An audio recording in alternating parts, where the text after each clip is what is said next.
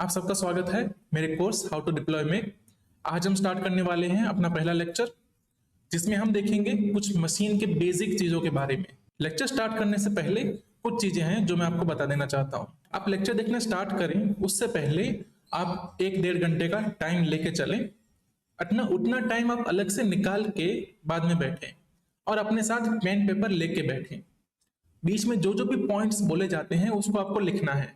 आपको इस लेक्चर के कोई नोट्स वगैरह नहीं दिए जाएंगे और लेक्चर खत्म होने के बाद आपके पास इसका क्विज भी होने वाला है। ठीक, तो आपको पेन पेपर लेके बैठना है। रोज जब भी आप लेक्चर देखने आ रहे हो आपको पेन पेपर लेके बैठ जाना है। ये लेक्चर आपको रिकॉर्डेड ही मिलेगा, तो आप अपने हिसाब से किसी भी टाइम पे देख सकते हैं, लेकिन पूरा टाइम निकाल के बैठिएगा। अगर बीच में आपको लगता है कि भाई आपका अटेंशन स्पैन कम हो रहा है तो आप आधे घंटे के बाद एक ब्रेक ले लीजिए, 10 मिनट थोड़ा टहल के वापस आ जाइए। लेकिन कंटिन्यूअसली अगर आप पूरा लेक्चर देखेंगे तो आप अच्छे से चीजों को समझ पाएंगे। इसी के साथ हम स्टार्ट करते हैं आज का लेक्चर। मैं कुछ आगे की बात करूं इससे पहले हम ये समझ लेते हैं कि आखिर कंप्यूटर होता क्या है। कंप्यूटर ना एक मशीन होता है। ठीक है, अब मशीन क्या होती है, देखिए यहाँ पे आपको दो पिक्चर्स दिख रही हैं, ये दोनों मशीन की पिक्चर्स हैं। ठीक है, ये दोनों मशीन है। अब मशीन क्या होती है, देखो मशीन का अलग अलग डेफिनेशन हो सकती है, उसकी एक्चुअल डेफिनेशन क्या है हम उसके बारे में नहीं जा रहे। कंप्यूटर के सेंस में मशीन क्या चीज होगी। ठीक है, तो देखो नॉर्मली मशीन क्या होती है, कुछ चीजें हमारे पास ऑलरेडी पड़ी होती हैं, हम वो चीजें मशीन को देते हैं, मशीन उसको प्रोसेस करके हमें उसका कुछ अलग करके देता है। ठीक है, जैसे देखो ये ना, ये क्या है, गन्ने की मशीन है। ठीक है, इसको हम क्या देंगे, इसको हम गन्ना देंगे। ठीक है, ये देखो ये गन्ने की मशीन है। ठीक है, इसमें हम गन्ना डालेंगे ना, ठीक है, मशीन के अंदर, तो हमें आउटपुट में क्या मिलेगा, ये मिलेगा, गन्ने का जूस मिलेगा। ठीक है, एक मशीन है जिसके अंदर कुछ डालना है और आउटपुट में उसका कुछ और वर्जन मिलेगा, उसके ऊपर कुछ ऐड किया गया हो, उससे कुछ निकाल दिया गया हो, कुछ भी है। जैसे होता है ना वाटर फिल्टर जो मशीन होता है, उसमें गंदा पानी डालो साफ पानी मिलेगा। ये यहाँ पे गीजर मशीन है, दूसरा ये दिख रहा है वो। ठीक है, यहाँ से हम क्या डालते हैं, कोल्ड वाटर, और यहाँ से मिलता है अपने को हॉट वाटर। उसको गर्म पानी दो, वो सॉरी उसको ठंडा पानी दो, वो गर्म पानी देता है। वैसे ही कंप्यूटर भी एक मशीन है जो इनपुट में कुछ लेता है और आउटपुट देता है। तो वैसे ही कंप्यूटर एक मशीन होता है जो इनपुट में कुछ लेता है और कुछ आउटपुट देता है। अब कंप्यूटर इनपुट में क्या लेता है, आउटपुट क्या देखता है, ये देखते हैं। ठीक है, तो देखो ये ना, ये कंप्यूटर मशीन है। ठीक है, इसका जो ये पार्ट दिख रहा है इसको कहते हैं, पूरा सीपीयू का बॉक्स है ये। ठीक है, ये अलग चीज है, ये अलग से लगता है। ये पूरा सीपीयू का बॉक्स है। ठीक है, इसके अंदर आता है सीपीयू, राइट। ये बाहर स्पीकर्स लगे हुए हैं, ये मॉनिटर है। ठीक है, इसको क्या कहेंगे हम, स्क्रीन। ठीक है, ये कीबोर्ड और माउस है, बराबर। अब कंप्यूटर को हम कुछ इनपुट देते हैं, कंप्यूटर हमें वो इनपुट प्रोसेस करके आउटपुट देता है। जैसे कि मैं कंप्यूटर को माउस क्लिक करके एक कमांड दूंगा। मान लो मैं नोटपैड में जाके क्लिक करता हूँ, ठीक है, और बोलता हूँ डबल क्लिक वहां पे, तो मैंने मशीन को एक कमांड दिया। ठीक है, कमांड में क्या दिया कि नोटपैड वाली इस जगह पे जो एप्लीकेशन पड़ी है उस पर डबल क्लिक किया तो इसको खोल दो। तो मशीन को एक कमांड मिली, अब मशीन उसको खोलेगा। ठीक है, तो मशीन ने आउटपुट में क्या दिया, स्क्रीन पे कुछ रिएक्शन करके दे दिया। ओके, तो इसको क्या कहेंगे हम, इनपुट आउटपुट का प्रोसेस। मशीन ऐसे ही काम करता है। और मैं कंप्यूटर पर बार बार मशीन बोल रहा हूँ क्योंकि एक्चुअल में वो मशीन है। ठीक, उसको मैं बार बार कंप्यूटर ना, कभी उसको कंप्यूटर बोलूंगा, कभी उसको मशीन बोलूंगा, कभी उसको सिस्टम बोल सकते हैं हम, ओएस बोला जाता है। ओएस अलग चीज होती है वैसे, लेकिन ये सब कॉमन वर्ड्स है तो इंटरचेंजेबली हम बोलते रहेंगे इसको। ठीक है, तो देखो यहां से जाता है इनपुट, ये माउस है, माउस के क्लिक से इनपुट जा सकता है। मान लो कीबोर्ड पे आपने कोई ऐसा ये स्टार वाला बटन दबाया, मान लो मैंने, ठीक है, ये जो अपना विंडोज का बटन होता है वो दबाया मैंने, तो मेरे पास क्या खुल गया, ऐसा एक बॉक्स खुल गया, मेन्यू खुल गया। ठीक है, ये क्या हुआ, कंप्यूटर के इनपुट किया, कंप्यूटर ने कुछ आउटपुट दिया।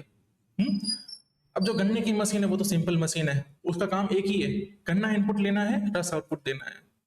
लेकिन कंप्यूटर कॉम्प्लेक्स मशीन है, उसको इनपुट देने के तरीके भी अलग अलग हैं, उसके आउटपुट लेने के तरीके भी अलग अलग हैं। जैसे कि देखो मैं अगर कोई म्यूजिक फाइल प्ले करूंगा ना तो उसका आउटपुट स्क्रीन पे नहीं आएगा, उसका आउटपुट स्पीकर में आएगा। ठीक है, फिर ये इंटरनेट आता है यहां से, तो ये कंप्यूटर को किसी तरह का इनपुट है, लेकिन वो कहीं नहीं दिखता, किसी को नहीं दिखता, लेकिन उसके कारण कंप्यूटर में इंटरनेट अवेलेबल हो जाता है। तो बेसिकली सारा खेल तो इनपुट आउटपुट का ही है। और जो कंप्यूटर की मेन चीज होती है ना, क्या होती है वो सीपीयू, ठीक है, सेंट्रल प्रोसेसिंग यूनिट। तो सेंट्रल प्रोसेसिंग यूनिट क्या करता है, उसको हम ना इलेक्ट्रिसिटी देते हैं इनपुट में, बिजली, और वो आउटपुट में बिजली ही देता है। उसको मान लो हमने 8 वायर देके रखे हैं, एग्जाम्पल के लिए बोल रहा हूँ, बहुत सारे होते हैं, ठीक है, हम उसको हमने 8 अलग अलग वायर्स देके रखे हैं, जिनमें हम 4 वायर को ऑन रखेंगे, 4 को ऑफ रखेंगे। इसका कुछ मतलब होगा, ये हम इनपुट दे रहे हैं, 4 ऑन रखे 4 ऑफ रखे, इसका कुछ तो मतलब होगा, ठीक है। और कंप्यूटर इसको इनपुट लेके कुछ आउटपुट देगा, और वो आउटपुट क्या देगा वो पता है, वो किसी फॉर्मूला से कैलकुलेट होकर ही आता है, ठीक है। जैसे कि ये जो 4 हमने तार दिए, जो 8 वायर दिए, ठीक है, मान लो उसमें से 3 वायर होते हैं एक नंबर के लिए, 3 वायर दूसरे नंबर के लिए, और जो 2 वायर हैं वो प्लस करना है माइनस करना है उसके लिए मान लो यूज होते हैं, ठीक है। ये पूरा बाइनरी सिस्टम चलता है वहां पे, क्योंकि कंप्यूटर क्या है, इलेक्ट्रिकल मशीन है। इलेक्ट्रिकल मशीन में बाइनरी सिस्टम चलता है, मतलब या तो पावर ऑन होगा या तो पावर ऑफ होगा। अगर इस चीज को हम नंबर के फॉर्म में रिप्रेजेंट करेंगे तो बाइनरी नंबर्स बनेंगे, जहां पे 010101 होता है। तो जब आपको बोला जाता है कि कंप्यूटर 0101 पे चल रहा है, इसका मतलब simply computer electricity on elasticity of पे चल रहा है। वैसे तो इलेक्ट्रिसिटी कंप्यूटर को हमेशा मिलती रहती है, तभी वो ऑन रहता है, लेकिन जो सर्किटरी होती है, जो बोर्ड होता है, जो उसके अंदर प्रोसेसर होता है, उसके अंदर बहुत सारे वायर्स हैं, जिनमें से कुछ वायर्स ऑन हैं तो उसका मतलब होता है कि ये 5 नंबर लिखा हुआ है, कुछ और वायर्स ऑन है इसका मतलब होता है ये लिखा हुआ है हेलो वर्ल्ड, ठीक है। बेसिकली ये बिहाइंड द सीन बाइनरी ऐसे ही चल रहा होता है। कंप्यूटर को समझ भी वही आता है, इलेक्ट्रिकल सिग्नल्स। कंप्यूटर ये नहीं समझ सकता कि मैंने कौन सा बटन दबाया, कंप्यूटर सिर्फ इतना समझेगा मेरे को ये वाले सिग्नल्स मिले। हो सकता है मैं ए जब दबाता हूं तो उस ए के आस्की कोड को सिग्नल के फॉर्म में हम कंप्यूटर को दे रहे होते हैं। कंप्यूटर को नहीं पता ये ए है बी है क्या है, वो सिर्फ सिग्नल समझता है। तो जो सीपीयू होता है उसको सिग्नल्स मिलते हैं, आउटपुट में वो सिग्नल देता है। हम फिर उस सिग्नल को क्या करते हैं, मॉनिटर का यूज करके उसको स्क्रीन में कन्वर्ट करते हैं। अगर स्पीकर है, अगर ऑडियो के सिग्नल आउटपुट में आ रहे हैं तो हम उसको वॉइस में कन्वर्ट करेंगे, एक अच्छे ऑडियो में कन्वर्ट करेंगे। ये पूरी जो सर्किटरी दूसरी है वो क्या है, वो अलग अलग मशीन है। वो भी मॉनिटर एक मशीन है जो इलेक्ट्रिसिटी के सिग्नल्स को स्क्रीन में कन्वर्ट कर देता है, मतलब विजुअल्स में कन्वर्ट कर देता है। वहां पे हमें ग्राफिक्स दिख जाते हैं, किस चीज के, इलेक्ट्रिकल सिग्नल्स के ग्राफिक्स बने हुए दिख जाते हैं। तो पूरा जो कंप्यूटर का खेल है वो है इनपुट आउटपुट का, और सिर्फ एक मशीन नहीं है जो ये करती है काम। पूरा कंप्यूटर बनने के लिए बहुत सारी मशीन को मिलाना पड़ता है। जैसे सीपीयू मेन मशीन है, वो क्या करती है, वो कैलकुलेशंस करती है। सीपीयू का आता है प्लस करना माइनस करना, ऐड करना डिवाइड करना, इससे ज्यादा चीजें सीपीयू जानता भी नहीं है। और इन्हीं चीजों का कॉम्बिनेशन करके हम सब कुछ अचीव कर लेते हैं। उससे भी छोटे लेवल पे जाए ना तो 3 गेट हैं, एंड और नॉट, 3 गेट से सब कुछ अचीव हो जाता है, ठीक है। तो देखो ये इनपुट आउटपुट की सिस्टम जब मिल जाती है तब एक बनता है कंप्यूटर। लेकिन कंप्यूटर का हार्ट मेन क्या है, सीपीयू। सीपीयू अकेला कंप्यूटर नहीं बन सकता, उसको जो मिनिमम चीज चाहिए ना कंप्यूटर बनने के लिए वो होगा सीपीयू प्लस रैम, जिसको कहेंगे मेमोरी, ठीक है, और इनपुट आउटपुट करने की कुछ कैपेबिलिटी। कंप्यूटर क्या होता है, इलेक्ट्रिकल सिग्नल्स, ठीक है। तो इलेक्ट्रिकल सिग्नल्स कैसे एक वीडियो में कन्वर्ट हो जाते हैं, बीच में कौन कौन सी डिवाइसेस या बीच में कौन कौन सी चीजें हैं जिसके कारण ये सब पॉसिबल हो पाता है, ठीक है। तो बीच में देखो सबसे पहले तो क्या है, इलेक्ट्रिसिटी, फिजिक्स जिसको बोलते, मतलब फिजिक्स में ही इलेक्ट्रिसिटी का पूरा कंसेप्ट आता है। उसके बाद कुछ डिवाइस बनाए गए हैं जिसको ट्रांजिस्टर्स कहा जाता है। ट्रांजिस्टर बहुत छोटे छोटे डिवाइसेस होते हैं, वो बाइनरी चीजें स्टोर करते हैं, 0 या 1 को स्टोर कर सकते हैं, और उनको स्टोर करके फिर उनसे हम मीनिंग निकाल लेते हैं। उसके बाद आता है गेट्स या तो रजिस्टर्स, ठीक है। गेट्स अलग होते हैं, रजिस्टर्स अलग होते हैं। गेट्स का मतलब कि वो जो एंड और नॉट ऐसे 3 गेट्स होते हैं जिनके कारण पूरी सर्किट्स बनती हैं। और रजिस्टर ट्रांजिस्टर्स का एक मान लो समूह है जिसमें हम कुछ स्टोर कर सकते हैं, ठीक है। तो गेट्स और रजिस्टर्स वो सब इलेक्ट्रिसिटी सर्किट के लेवल की चीजें हैं। इसके नीचे आएगा माइक्रो आर्किटेक्चर, ठीक है। माइक्रो आर्किटेक्चर का मतलब भी क्या होगा, सर्किटरी पूरी। उसके बाद जो ऊपर की ये चीज दिख रही है ना हमें, इंस्ट्रक्शन सेट आर्किटेक्चर, ठीक है, ये है सीपीयू, ठीक है। ये क्या है, ये सीपीयू है। तो सीपीयू के नीचे क्या क्या चीजें आती हैं, ये सब, ठीक है। इन सब चीजों को मिला के बनता है सीपीयू। अब सीपीयू बन गया, सीपीयू के बाद क्या क्या आएगा? तो सीपीयू के ऊपर जो रन होती है ना, वो होती है मशीन कोड। ठीक है, सीपीयू का आप कुछ ऐसा मान सकते हैं कि ना, एक बंदा है आपके पास, ऐसा मान लो। ठीक है, एक बंदा है जिसको कुछ ज्यादा नहीं आता, कुछ बेसिक चीजें आती हैं। ठीक है, वो बेसिक चीज क्या है? इंस्ट्रक्शंस है कुछ। ठीक है, जैसे कि उस बंदे के पास मान लो 8 बकेट है, 8 हो सकती है, 16 हो सकती है, कितनी भी हो सकती है, कुछ बकेट्स हैं उसके पास, वो बकेट्स में चीजें रख सकता है, वो चीजों को जोड़ सकता है, चीजों को माइनस कर सकता है, वो आपको बता सकता है कि कहाँ कौन सी चीज पड़ी है। हम्म और आप बकेट में कुछ भी नंबर डाल सकते हैं मान लो। ठीक है, तो बस सीपीयू कुछ ऐसी चीज है जिसके पास कुछ बकेट्स हैं, जिसको रजिस्टर्स कहा जाता है। उन बकेट्स में हम चीजें डालते रहते हैं, मतलब नंबर्स डालते हैं, बाइनरी नंबर्स डालते हैं, और वो बाइनरी नंबर्स बाद में मिलके पूरा एक प्रोग्राम बन जाता है। तो सीपीयू को हम नॉर्मली ना ऐसे इंस्ट्रक्शन ही देते हैं सिर्फ कि बकेट नंबर 1 में 50 डाल दो, बकेट नंबर 2 में 45 डाल दो, बकेट नंबर 1 में 25 और डाल दो। ठीक है, ऐसे हम इंस्ट्रक्शन देते हैं। तो बकेट नंबर 1 में 25 और डाल दो, 50 ऑलरेडी पड़े हुए थे, तो कितने हो गए? 75। इस तरह से सीपीयू सिर्फ इंस्ट्रक्शन लेता है और कुछ नहीं करता। बस इन बकेट्स को खेल खेल के हमने कुछ ऐसी कॉम्प्लेक्स चीजें बना ली हैं। उसके ऊपर हमने क्या कॉम्प्लेक्स चीज बना ली? कि भाई असेंबली लैंग्वेज बना ली। एक्चुअली असेंबली लैंग्वेज भी वही होती है। ठीक है, देखो पहले क्या होगी? Machine code. मशीन कोड मतलब सीपीयू को देने वाले इंस्ट्रक्शन, इस बकेट में ये डालो, इस बकेट से ये निकालो, इस बकेट का स्टेटस क्या है, ये जब हम सीपीयू को बोल रहे हैं वो है पूरा मशीन कोड। लेकिन वो हम किस फॉर्म में बोलेंगे सीपीयू को? 1010 के फॉर्म में, मतलब बाइनरी में एनकोड करके बोलेंगे तो वो मशीन कोड हो जाएगा। इसी चीज को ना अगर हम ह्यूमन रीडेबल, मतलब हम समझ पाए ऐसे फॉर्म में बोलेंगे, जैसे move A to register number 1, अगर ऐसा मैं बोलता हूँ कंप्यूटर को, ठीक है, लिखता हूं भी ऐसा ही हूं, तो वो बन जाएगा असेंबली लैंग्वेज। हम्म इसके ऊपर हम बनाएंगे प्रोग्रामिंग लैंग्वेज। ठीक है, इसके ऊपर का मतलब ये हुआ कि असेंबली लैंग्वेज में ना हम प्रोग्राम लिख सकते हैं। एक्चुअल में हम ऐसे बकेट मूव मूव करके प्रोग्रामिंग कर सकते हैं, एक्चुअल प्रोग्रामिंग कर सकते हैं। स्टार्टिंग के जो प्रोग्रामर्स थे उन्होंने ऐसे ही प्रोग्रामिंग की है। ठीक है, आज आप if condition, while loop, for loop, ये सब सीख रहे हैं प्रोग्रामिंग में। लेकिन अगर आप 50s 60s की बात करें तो वहां पे बस ये बकेट में ये डालना, बकेट से निकालना, बकेट का ये, बकेट का वो, ऐसे ही प्रोग्रामिंग चलती थी। हम्म? जो अर्ली कंप्यूटर्स थे वहां के लोगों ने तो यही किया होगा, ये बकेट मूव कर करके पूरा कंप्यूटर बना दिया, और बकेट मूव कर करके पूरी प्रोग्रामिंग लैंग्वेज बना दी, जिससे सी बना, दूसरी सारी लैंग्वेज बनी। ठीक है, उसके बाद बात करते हैं अल्गोरिदम। अल्गोरिदम कुछ नहीं होता, प्रोग्रामिंग लैंग्वेज ही, मतलब एक पूरा प्रोसीजर को प्रोग्रामिंग लैंग्वेज के फॉर्म में कैसे लिखेंगे, पूरा प्रोसीजर क्या है। ठीक है, चाय बनाने की रेसिपी क्या है, वो अल्गोरिदम है। तो उसके बाद अल्गोरिदम आता है, बहुत कॉम्प्लेक्स अल्गोरिदम बन के एक आध कोई एप्लीकेशन बनती है। हम्म सबसे सिंपल एप्लीकेशन क्या होती है? To do list. नॉर्मली जो वेब डेवलपमेंट सीखते हैं या कुछ भी सीखते हैं उनको टू डू लिस्ट बनाने दिया जाता है, वो सबसे सिंपल एप्लीकेशन है। कैसे बनी है?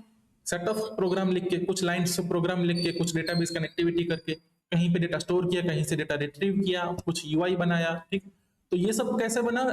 एक उसके पीछे एक रेसिपी थी, उसके पीछे एक प्रोग्राम लिखा हुआ है, program itself is algorithm. Algorithm programming language का यूज करके हम बड़ी बड़ी एप्लीकेशन बना लेते हैं। तो बस पूरा कंप्यूटर बनता इस तरह से है, इलेक्ट्रिसिटी से स्टार्ट होके फोटोशॉप, व्हाट्सएप, वीडियो वाली ऐप, जो भी आप कॉम्प्लेक्स चीज मान लो, वीडियो एडिटिंग ऐप। ठीक है, अभी जो आपको स्क्रीन पे दिख रहा है, तो ये साइड में जो मेरा पिक्चर दिख रहा है, ठीक है, ये भी एक प्रोग्राम है। ये जो राइट साइड में शीट दिख रही है पूरी, ये एक प्रोग्राम है। पीछे डेस्कटॉप दिख रहा है, नीचे और नीचे ये सब दिख रहे हैं, सब प्रोग्राम्स हैं। और वो कैसे बने हैं? लास्ट में यही आता है फिजिक्स। मैं ये ड्रॉ कर रहा हूं बिहाइंड द सीन, इलेक्ट्रिसिटी यहां से वहां पास हो रही है। अब बात कर लेते हैं ऑपरेटिंग सिस्टम की। हमने देख लिया कंप्यूटर क्या होता है, कुछ हार्डवेयर हैं, उसके ऊपर हम मशीन कोड लिख के या तो प्रोग्रामिंग लिख के कुछ सॉफ्टवेयर बना सकते हैं, और ऑपरेटिंग सिस्टम उनमें से ही एक सॉफ्टवेयर है। ऑपरेटिंग सिस्टम क्या है? सीपीयू पे चल रही एक सॉफ्टवेयर है। वो सॉफ्टवेयर क्यों है? ठीक है, तो देखो हमने देखा भाई हार्डवेयर होते हैं, ठीक है ना, हार्डवेयर को एक्सेस करने के लिए हम क्या यूज करते हैं? रजिस्टर्स होते हैं, रजिस्टर्स के ऊपर ठीक है, रजिस्टर्स होते हैं, रजिस्टर्स के ऊपर सीपीयू होता है, सीपीयू के ऊपर मशीन कोड होते हैं, मशीन कोड के ऊपर असेंबली लैंग्वेज होती है। ठीक है, तो ये सब क्यों होता है? क्योंकि हमारा काम इजी हो जाए। ठीक है, आफ्टर ऑल हम कंप्यूटर के साथ जो भी इवोल्यूशन किए हैं वो इसीलिए किए हैं ताकि हमारा काम आसान हो जाए। पहले हम बाइनरी में इनपुट लेते थे, बाइनरी में इनपुट देते थे। ठीक है, अब फिर हमने ह्यूमन लैंग्वेज में इनपुट देना स्टार्ट किया, फिर हमने प्रोग्रामिंग लैंग्वेज इवॉल्व किया। क्यों? क्योंकि हमारा काम आसान हो जाए। मशीन से हम जो बात कर पा रहे हैं वो बात इजीली हो जाए, हम ज्यादा बात कर पाए मशीन से, ताकि हम मशीन का ज्यादा से ज्यादा इस्तेमाल कर पाए। यही हमारा पर्पज रहा है, और इसीलिए ऑपरेटिंग सिस्टम बीच में आती है। ऑपरेटिंग सिस्टम क्या है? ठीक है, मान लो एक कंप्यूटर है, बहुत कॉम्प्लेक्स है। ठीक है, उसको ना नॉर्मल यूजर को यूज करना है। ठीक है, नॉर्मल यूजर्स मतलब वो जो लोग जो एक्सेल यूज कर रहे हैं, जिनको छोटी छोटी कैलकुलेशन करनी होती है रोज, या जिनको व्हाट्सएप यूज करना है ना, जिनको सिर्फ मैसेज देखने हैं, सिर्फ ईमेल देखने हैं, ऐसे जो बंदे हैं उनको कंप्यूटर अगर यूज करेंगे तो उनका काम आसान हो रहा है। इसीलिए तो हर जगह पे कंप्यूटर दिखता है बिजनेस में, ताकि आसान काम हो रहा है। लेकिन उनको थोड़ी जरूरत है कि प्रोग्रामिंग लैंग्वेज आनी चाहिए। अगर उनको प्रोग्रामिंग लैंग्वेज भी सीखना है, उसके ऊपर असेंबली सीखना है, ये सब अगर उनको सीखना पड़ा, ये तो बड़ी दिक्कत वाली बात है। तो उनको ना कम सीखना पड़े। ठीक है, उसके लिए मान लो कि बीच में एक बंदा बिठाया गया है। ठीक है, ऐसा मान लो कि एक एंड यूजर है। एंड यूजर जब भी मैं बोलूँ ना तो उसको मानना है एक ऐसा यूजर है जिसको कंप्यूटर के बारे में ज्यादा कुछ नहीं पता है। उसको ऐसा लगता है कि विंडोज 7 या विंडोज 10 की जो स्क्रीन है वही कंप्यूटर होता है। उसको ये नहीं पता है कंप्यूटर में रैम क्या होती है, मेमोरी क्या होती है, ये रजिस्टर्स क्या होते हैं, बिट क्या होती है, उनको उसको नहीं पता है। उसको सिर्फ इतना पता है, अगर मैं एक्सेल में 1 लिखूंगा, दूसरी कॉलम में 2 लिखूंगा, तीसरी कॉलम में उसका सम कर सकता हूँ। या फिर उसको ये पता है अगर मैं व्हाट्सएप में जाऊंगा, इस जगह पे जाऊंगा, इस जगह पे अगर मैसेज लिखूंगा तो मैसेज पहुंच जाएगा। उसको नहीं पता मैसेज कैसे पहुंचता है, उसको ये जानना भी नहीं है। अगर वो इतनी सब चीजें जानने बैठा तो वो व्हाट्सएप यूज क्यों करेगा?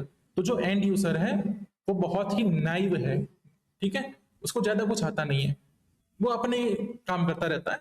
उसको सिर्फ मतलब इतना है कि कंप्यूटर यूज करना है।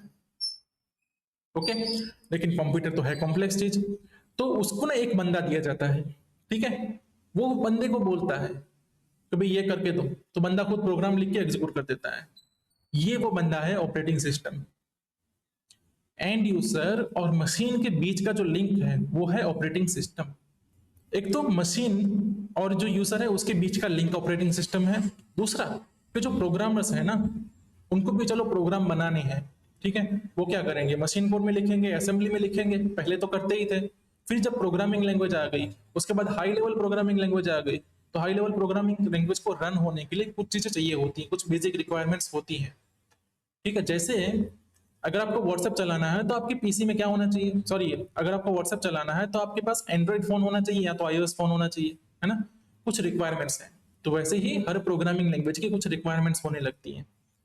तो जो प्रोग्रामिंग लैंग्वेज जितनी इजी होती जाती है, बिहाइंड द सीन उसको बैक करने के लिए कुछ रिक्वायरमेंट्स होती हैं। जैसे अगर आपको पाइथन रन करना है तो आपके पास पाइथन इंटरप्रेटर होना चाहिए। जावा रन करना है तो जेवीएम होना चाहिए। वैसे ही जो डेवलपर्स है ना, वो सोचते लगे ठीक है चलो यहाँ हम हाई लेवल में प्रोग्राम बनाएंगे। क्यों? क्योंकि वो इजी पड़ता है। तो वो हाई लेवल में प्रोग्राम बनाने लगे, लेकिन उसको रन करने के लिए, उसको मशीन कोड में कन्वर्ट करने के लिए बीच में कुछ चाहिए था। तो वो भी इंटरमीडिएटरी चीज क्या है? Operating system. ऑपरेटिंग सिस्टम बीच का बंदा है जो हार्डवेयर से सीधा बात कर सकता है। ठीक है, बाकी जो बाहर के लोग हैं वो ऑपरेटिंग सिस्टम से बात करेंगे। ऑपरेटिंग सिस्टम के मेन टास्क क्या होते हैं? तो जो सीपीयू है ना उसको अवेलेबल कराना ऑपरेटिंग सिस्टम का सबसे बड़ा टास्क। ठीक है, सीपीयू अवेलेबल कराना। जो स्टोरेज होता है, हार्ड डिस्क है ना, हार्ड डिस्क आप रीड करते हो, राइट करते हो, फाइल रीड करते हो, तो वो जो फाइल सिस्टम मैनेज करने का काम है वो किसका है? ऑपरेटिंग सिस्टम का। फिर आपने यूएसबी पेन ड्राइव लगाई, पेन ड्राइव दिखती है, कैसे दिखती है? क्योंकि ऑपरेटिंग सिस्टम जानता है पेन ड्राइव को कैसे रीड करना है। ऑपरेटिंग सिस्टम ने हमने कुछ ऐसे कॉमन चीजें बना के रखी, जैसे फाइल हो गया, फोल्डर हो गया। इसके कारण क्या हुआ? जो नेव यूजर है ना वो कंप्यूटर यूज कर पाता है, तो वो चीज है ऑपरेटिंग सिस्टम। सबसे पहले क्या देखो, ये नीचे बीच में आता है फिजिक्स। ठीक है, जिसको इंफॉर्मेशन बोला गया है। उसके ऊपर आता है हार्डवेयर, मतलब सीपीयू। सीपीयू के ऊपर कुछ प्रोग्रामिंग की जाती है, और वो प्रोग्रामिंग कर करके क्या बनती है? ऑपरेटिंग सिस्टम बनती है, जिसपे एप्लीकेशंस रन होती हैं, लाइक व्हाट्सएप, फेसबुक, ब्राउजर, ये सब एप्लीकेशंस रन होती हैं किसके ऊपर? ऑपरेटिंग सिस्टम के ऊपर। और उसका यूज करके हम कम्युनिकेशन करते हैं। तो जो कंप्यूटर है उसको जो यूज करने का तरीका है वो कुछ ऐसा है कि हम मेन चीज को सीधा सीधा यूज नहीं करते हैं, उसके ऊपर बहुत सारी चीज चढ़ जाती है तब जाके वो यूजेबल बनता है। बहुत सालों से कंप्यूटर को ऐसा बनाया गया है ताकि हम इजीली उसको यूज कर पाए। तो ऑपरेटिंग सिस्टम है कंप्यूटर को एक्सेस करने का मेन सॉफ्टवेयर, ठीक है। ऑपरेटिंग सिस्टम वो सॉफ्टवेयर है जिसके ऊपर दूसरे सॉफ्टवेयर रन करते हैं। अगर मेरा व्हाट्सएप चल रहा है, मेरा ब्राउजर चल रहा है, या फिर मेरा फोटोशॉप चलाना है, वो सब किसके ऊपर चलते हैं? ऑपरेटिंग सिस्टम के ऊपर। चलो इसके बाद क्या है? ग्राफिकल यूजर इंटरफेस, ठीक है। अब देखो, मैं कौन हूं? इंसान हूं। ये क्या है? मशीन है। मुझे मशीन से बात करनी है, बात करने का कोई तरीका होगा, उस तरीकों को कहते हैं इंटरफेस। जैसे कि मेरे सामने एक बंदा बैठा है, मैं यहाँ पे बैठा हूं, हम दोनों के बात के बीच का इंटरफेस क्या है पता है? इंटरफेस है हवा या तो प्रकाश, जो रोशनी है वो इंटरफेस है, जिसके कारण हम एक दूसरे को फेस कर पा रहे हैं, ठीक है। हम दोनों के बीच की जो चीज है वो इंटरफेस होता है। तो वैसे ही मशीन, कंप्यूटर और मेरे बीच की जो चीज है वो इंटरफेस होता है। ऑपरेटिंग सिस्टम अपने आप में कोई यूज नहीं कर सकता जब तक कोई इंटरफेस ना हो।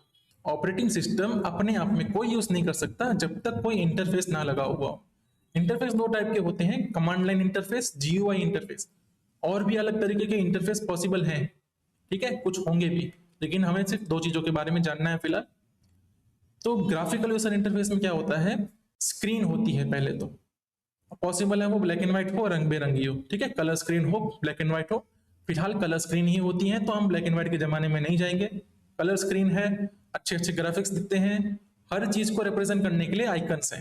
सिंपल फॉर्म में बोलूं तो ब्यूटीफुल इंटरफेस का मतलब होता है ग्राफिकल यूजर इंटरफेस, जहां पे यूजर माउस और कीबोर्ड का यूज करके स्क्रीन पे दी गई चीजों पे क्लिक कर सकता है। यहाँ पे जाके क्लिक कर सकता हूँ कि चलो भाई मेरा ये चीज है खोल दो, ठीक है।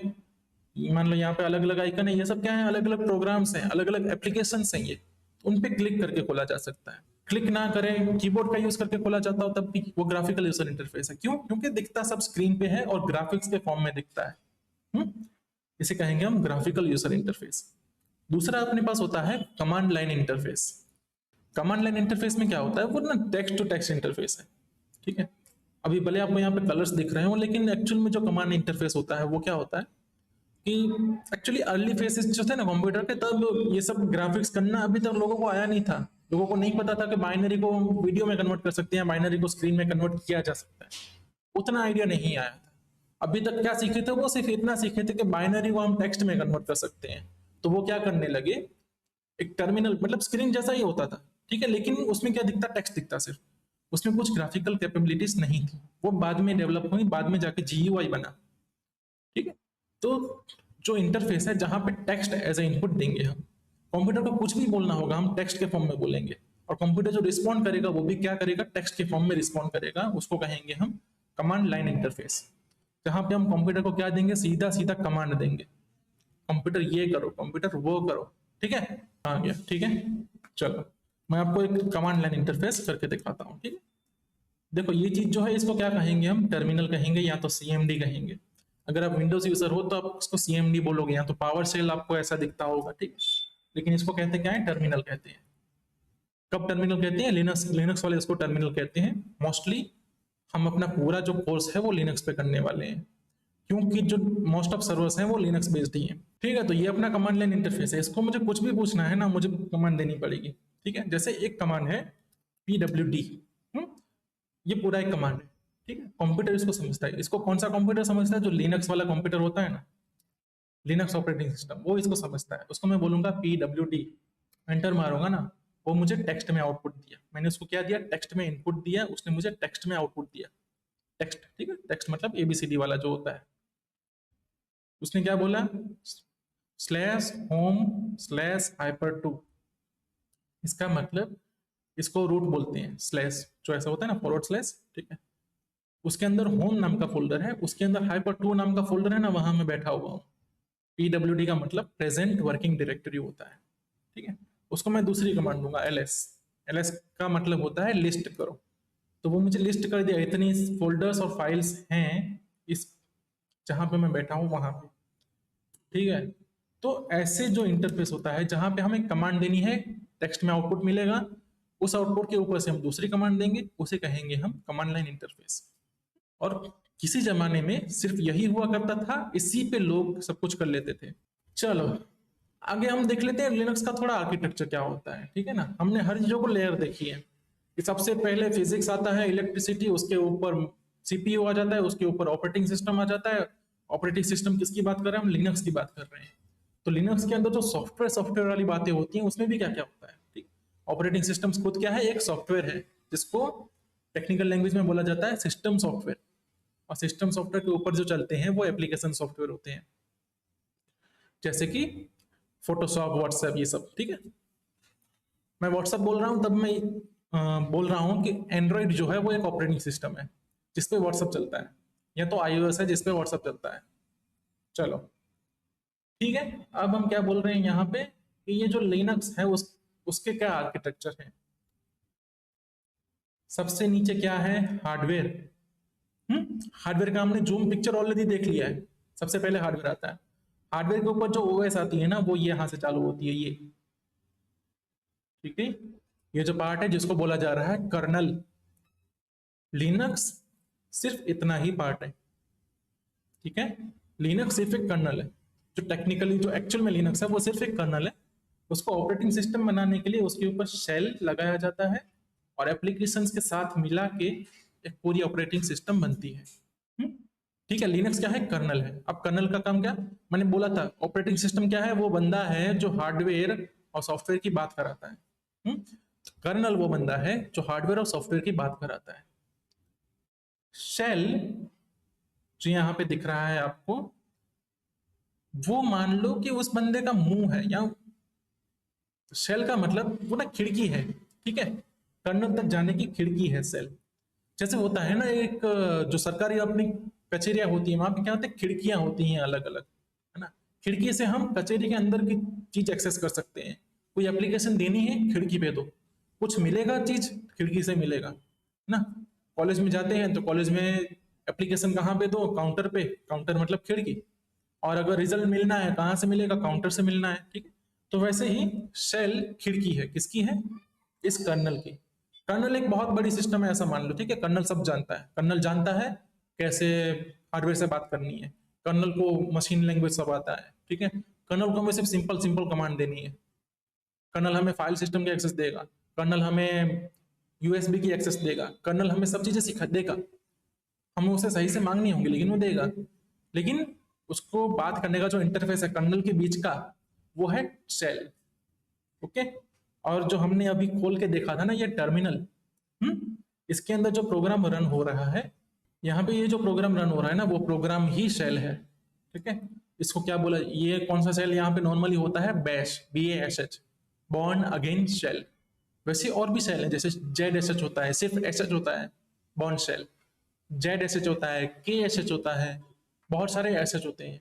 SH मतलब शेल होता है। ठीक, तो अलग अलग टाइप के सेल होते हैं, जैसे कि होता है ना अलग अलग टाइप की प्रोग्रामिंग लैंग्वेज। सबका काम एक ही है, प्रोग्राम करना, लेकिन सबके तरीके अलग अलग है। तो वैसे ही बैश का तरीका अलग हो सकता है, एसएच का अलग हो सकता है। एसएच बैश में कोई बहुत ज्यादा फर्क नहीं है। ठीक है, एसएच मतलब बॉन्ड सेल और बैश मतलब बॉन्ड अगेंस्ट सेल। तो बॉन्ड का ही अपग्रेडेड वर्जन मान सकते हैं उसको। बाकी के जो सेल हैं ZSH और जो दूसरे सेल हैं, उनमें सब में सिमिलरिटी बहुत है। जैसे हर प्रोग्रामिंग लैंग्वेज में इफ कंडीशन, व्हाइल लूप, ये सब मिल जाती है ना, वैसे ये हर सेल में बहुत सारी कमांड है जो कॉमन ही मिलती है। तो हम जो पूरा कामकाज करने वाले हैं वो बैश होने वाला है, बैश, BASH। ठीक है, चलिए, तो लिनक्स में हम कहाँ पहुंचे थे? सबके पहले कर्नल आया, कर्नल के ऊपर शेल लगता है, और शेल ही तरीका है एप्लीकेशन रन करने का। शेल को मैं कमांड दूंगा और वो कमांड खुद एक एप्लीकेशन है। जब मैं लिखता हूं ना PWD, ठीक है, PWD खुद एक एप्लीकेशन है जो रन होती है किस पे? शेल पे। PW के अंदर कुछ प्रोग्रामिंग करके लिखा गया होगा, उसके अंदर कुछ प्रोग्राम चलता होगा जो बता देता होगा कि अभी मैं कौन सी जगह पे हूं। लेकिन PWD इटसेल्फ एक एप्लीकेशन है। शेल खुद एक एप्लीकेशन है जो दूसरे एप्लीकेशन ओपन कर सकता है, जैसे कि ऑपरेटिंग सिस्टम एक सॉफ्टवेयर है जो दूसरे सॉफ्टवेयर को रन करता है।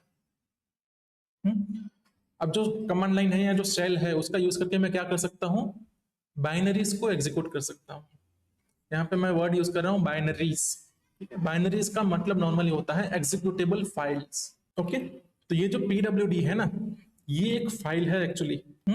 और ये कहाँ पड़ी है ना, वो देखने के लिए विच पीडब्ल्यूडी लिखना होता है। ठीक है, तो अगर मैं इस पाथ पे जाऊंगा ना, ये पाथ, तो मुझे पीडब्ल्यूडी की फाइल दिखेगी। ठीक है, क्या है, usr/bin। तो देखो ये मेरा फाइल मैनेजर है। ठीक है, इसके अंदर मैं जाता हूँ यूसर नहीं, usr/bin। इसके अंदर बहुत सारी फाइल्स आएगी, थोड़ा टाइम लग सकता है इसको लोड होने में। ठीक है, अब देखो ये जितनी भी फाइल दिख रही है ना यहाँ पे, ये जो ब्लैक कलर की दिख रही है, ठीक है, ये सब एग्जीक्यूटेबल फाइल्स है। क्या है, एग्जीक्यूटेबल फाइल्स। और हर एग्जीक्यूटेबल फाइल एक कमांड होती है। जैसे कि यहाँ पे दूसरा क्या है, देखो ब्राउज लिखा हुआ है ना, तो मैं लिखूंगा यहाँ पे ब्राउज, एक कमांड है, इसको एंटर करूंगा, देखो कुछ चीजें हो रही हैं। ठीक है, कमांड ने कुछ आउटपुट दिया। अब यहाँ पे इसने ये बोला कि भाई तुमने कुछ सही नहीं किया है। ठीक है, इसको मैं क्लियर दिखूंगा तो पूरा अपना टर्मिनल क्लियर हो जाता है। तो वैसे हमने यहाँ पे कौन सी फाइल करनी थी, फाइंड पीडब्ल्यूडी। तो मैं यहाँ पे जाऊंगा तो मुझे दिखेगा पीडब्ल्यूडी कहीं पे। कहाँ है मेरा पीडब्ल्यूडी, पीडब्ल्यू कहाँ है, पीडब्ल्यूडी, अरे यार ये रहा देखो। पीडब्ल्यूडी खुद एक फाइल है, जिसको मैं रन करूंगा ऐसे तो रन हो जाएगी। उसके पीछे का एक मैजिक है कि कैसे एक फाइल कमांड बन जाती है, उसके पीछे का एक मैजिक है। अगर मैं ऐसे करूंगा ना, /user/bin pwd, ठीक है, अगर मैं ऐसा लिखूंगा तब भी सेम चीज होने वाली है। इसको मैं एंटर करूंगा ना, तब भी पीडब्ल्यूडी में जो एग्जीक्यूट हुआ था तब यही एग्जीक्यूट होगा, क्योंकि ये लिखने से या ये लिखने से एक ही चीज हो रही है। उसके अंदर जाएंगे हम, जब कमांड के बारे में सीखेंगे तो मैं आपको बताऊंगा कैसे एक चीज कमांड बनती है, कैसे फाइल कमांड बन जाती है। ठीक है, लेकिन हम अभी देख रहे थे शेल और शेल के ऊपर चलने वाली एप्लीकेशंस। तो पीडब्ल्यूडी एक एप्लीकेशन है। दूसरी एप्लीकेशन क्या है, तो ना यहाँ पे एक मान लो एक केट करके एक एप्लीकेशन है। वो क्या है, टेक्स्ट एडिटर है। जैसे नोटपैड होता है ना विंडोज में, वैसे ही एक टेक्स्ट एडिटर है, जहाँ पे कुछ भी टेक्स्ट लिख सकता हूँ। इसको कंट्रोल S करूंगा तो मुझे बोलेगा कहाँ पे सेव करनी है फाइल। तो एक GUI टेक्स्ट एडिटर है जो है क्या, केट। तो मैं शेल के अंदर वो कमांड लिखा, केट को ओपन करो। केट लिखा मैंने, इसका मतलब केट एग्जीक्यूट करो। केट कहाँ पड़ी होगी, कहीं पे बिन में पड़ी है। देखो ये भी USR बिन में पड़ी है केट। तो केट एक एप्लीकेशन है जो हम शेल का यूज करके रन करते हैं। चलिए लिनक्स के अंदर क्या क्या हुआ हमने देखा। हमने कर्नल, कर्नल के ऊपर शेल लगता है, शेल के ऊपर एप्लीकेशन बहुत सारी जब मिल जाती है तब एक अच्छी सिस्टम बनती है। जैसे कि मेरी ना ये जो लिनक्स सिस्टम दिख रही है आपको, ये है के उबंटू, उबंटू सिस्टम है। ठीक है, इसके अंदर देखो नीचे ना ये टास्क बार दिख रहा है। ये टास्क बार क्या है, एक एप्लीकेशन है। ये देखो यहाँ पे जो ड्राइंग के टूल है वो क्या है, एक एप्लीकेशन है। ठीक है, नीचे ये जो दूसरा राइट साइड में यहाँ पे टाइम दिख रहा है, फिर ये बटन्स हैं कुछ, ये सब छोटी छोटी छोटी छोटी एप्लीकेशंस हैं जो सब मिलके मुझे ये पूरा एक्सपीरियंस दे रही है। ये जो माउस का कर्सर भी दिख रहा है ना मुझे, ये जो घुमा रहा हूं मैं, वो एक एप्लीकेशन का ही रिजल्ट है। मुझे माउस का कर्सर दिख रहा है। ठीक है, जब मैं कुछ बटन दबाता हूं तो बटन पे कुछ हो रहा है, एक एप्लीकेशन का ही रिजल्ट है। तो बहुत सारी एप्लीकेशन मिल के एक सिस्टम बन जाती है। और लिनक्स ऑपरेटिंग सिस्टम कि जो जड़ में है वो क्या है, कर्नल। कर्नल के ऊपर शेल, शेल के ऊपर एप्लीकेशन रन होती है। शेल क्या है, दरवाजा है। ओके, इसके बाद छोटी सी बात कर लेते हैं, लिनक्स डिस्ट्रीब्यूशंस किसे कहते हैं। लिनक्स इटसेल्फ सिर्फ कर्नल है। ठीक है, लिनक्स क्या है, वो सिर्फ यही चीज है, कर्नल। उसके ऊपर जब चीजें मिल जाती हैं और एक यूजफुल चीज बनती है, ठीक है ना, कर्नल को सीधा सीधा कोई एक्सेस नहीं कर सकता।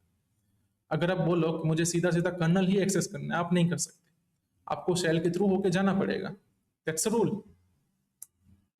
ठीक है, तो लिनक्स डिस्ट्रीब्यूशंस क्या है, बहुत सारे एप्लीकेशंस का मिक्सर करके ना एक अच्छा सा इंटरफेस बना दिया जाता है। मोस्टली GUI या तो कमांड लाइन इंटरफेस, जरूरी नहीं है कि जो लिनक्स डिस्ट्रीब्यूशन है उसका GUI हो। GUI बनाने के लिए एक प्रोग्राम होता है जिसको कहते हैं डेस्कटॉप एनवायरनमेंट। ठीक है, अलग अलग टाइप के डेस्कटॉप एनवायरनमेंट भी होते हैं, किसी भी OS के साथ वो मिक्स किए जा सकते हैं। तो ऑपरेटिंग सिस्टम कुछ ऐसे मेन जो अपने फंक्शंस होते हैं, ठीक है, मेन जो अपने प्रोग्राम्स होते हैं उनको मिला के बन जाता है। अलग अलग वेरिएंट मिलते हैं हमको, जहां Ubuntu, Debian, Debian Ubuntu almost एक ही चीज है। डेबियन से उबंटू बना है, मतलब उबंटू के बेस में डेबियन है, डेबियन खुद स्क्रैच से बना है। ठीक है, उसके बाद सेंटोस है, आर्क लिनक्स है, ओपन सोसा, ये क्या बोलते हैं इसको, गेंटो बोलो या जेनिटो बोलो, जो भी बोलो, ठीक है। तो ये सब अलग अलग डिस्ट्रीब्यूशन हैं, अलग अलग पर्पस के लिए लोग बनाते रहते हैं। आज मैं चाहूँ मैं एक डिस्ट्रीब्यूशन बना के पब्लिश कर दूंगा, मेरे को ये उबंटू नहीं अच्छा लगा, मैंने उबंटू को मॉडिफाई किया या तो मैंने डेबियन से सीधा एक दूसरा डिस्ट्रीब्यूशन बना दिया, मेरे को टाइम लगेगा लेकिन मैं भी कर सकता हूँ, क्योंकि ये सब पूरा ओपन सोर्स का कामकाज है, ठीक है। किसी को नहीं लगती अच्छी एप्लीकेशन, वो खुद की एप्लीकेशन बना देता है, प्रोग्रामर्स ऐसे ही होते हैं, ठीक है। जैसे देखो ये जो मेरा दिख रहा है ना यहाँ पे साइड में, ये जो गोल चेहरा, ठीक है, उसको इसको मैं ऐसे ऐसे घुमा सकता हूँ, ठीक है, हर जगह पे। तो मुझे नहीं अच्छा लगा जो बेसिक मिलता था अपने को, ये जो एक सॉफ्टवेयर है जो रिकॉर्डिंग होती है जिससे, ओबीएस स्टूडियो, उसमें जो मिल रहा था उससे मुझे नहीं अच्छा लगा, मैंने खुद का बनाया। होते ही ऐसे हैं प्रोग्रामर, तो वैसे ही खुद का बनाते बनाते वो अलग अलग ऑपरेटिंग सिस्टम ही बना दिए उन लोगों ने, बहुत सारी बना दी है, सबको तो मैं लिस्ट भी नहीं कर सकता, ठीक है। तो इसको कहेंगे हम लिनक्स डिस्ट्रीब्यूशंस, और नॉर्मली हम जो भी लिनक्स यूज करेंगे वो डिस्ट्रीब्यूशंस ही होने वाले हैं। जो मैं यूज कर रहा हूँ वो उबंटू का एक वर्जन है, के उबंटू, जो कि मुझे ये वाला इंटरफेस देता है, ठीक है। चलो, नॉर्मली आप में से बहुत सारे लोग विंडोज यूजर होंगे, तो विंडोज पे अगर आपको गिट की कमांड, गिट की नहीं मतलब विंडोज पे अगर आपको लिनक्स की कमांड रन करनी है, लिनक्स की प्रैक्टिस करनी है, तो कैसे कर सकते हैं, ठीक है। मैं रेकमेंड करूंगा अगर आपके पास लिनक्स अवेलेबल हो तो लिनक्स पे काम करें, अगर लिनक्स नहीं अवेलेबल है तो आपको जरूरत नहीं है कि आप अपने डेस्कटॉप में लिनक्स इंस्टॉल करें, ठीक है। आपका काम विंडोज में हो रहा है तो आपको विंडोज यूज करने की आदत है, कोई प्रॉब्लम नहीं है। हमारे पास एक सॉफ्टवेयर है जो ऑलमोस्ट लिनक्स की जैसी चीजें करने देता है। मैंने बात की थी शेल की, ठीक है, तो वैसे ही एक प्रोग्राम है जिसको कहते हैं गिट बैश, वो बैश शेल को अवेलेबल कर देता है विंडोज में। मेरे बाजू में विंडोज का पीसी पड़ा हुआ है, उसका मैं रिमोट लेता हूँ, ठीक है। तो ये देखो मेरा विंडोज का पीसी है, यहाँ पे ऑलरेडी गिट बैश चल रहा है, ठीक है। आपको अगर गिट बैश चाहिए तो आप गिट बैश यहाँ से डाउनलोड कर सकते हैं, ठीक है। गिट फॉर विंडोज करो या तो गिट बैश सर्च करो, गिट एससीएम की वेबसाइट है, वहां से भी गिट बैश डाउनलोड होता है, ठीक है। डाउनलोड यहाँ विंडोज के लिए कर लो, पूरा खुल जाएगा, यहाँ से आप 64 बिट 32 बिट कोई भी इंस्टॉलर डाउनलोड कर सकते हैं।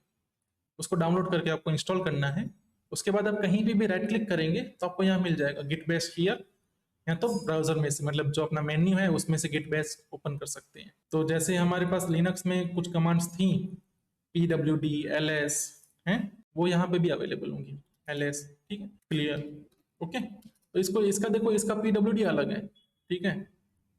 मैं कौन सी डायरेक्टरी में हूँ, सी, ठीक है। यहाँ पे नॉर्मली विंडोज क्या यूज करता है, सी कॉलन का यूज करता है, लेकिन लिनक्स में वैसा कोई नेमिंग कन्वेंशन नहीं यूज होता। लिनक्स में जो सबसे रूट पे डायरेक्टरी होती है उसको स्लैश बोल दिया जाता है, रूट, स्लैश को बोलते ही रूट है वो लोग, ठीक है। रूट में आता है सी, सी के अंदर यूजर्स का फोल्डर है, उसके अंदर हमीद पीसी का फोल्डर है, उसके अंदर अभी मैं हूँ, इसका मतलब ऐसा हुआ।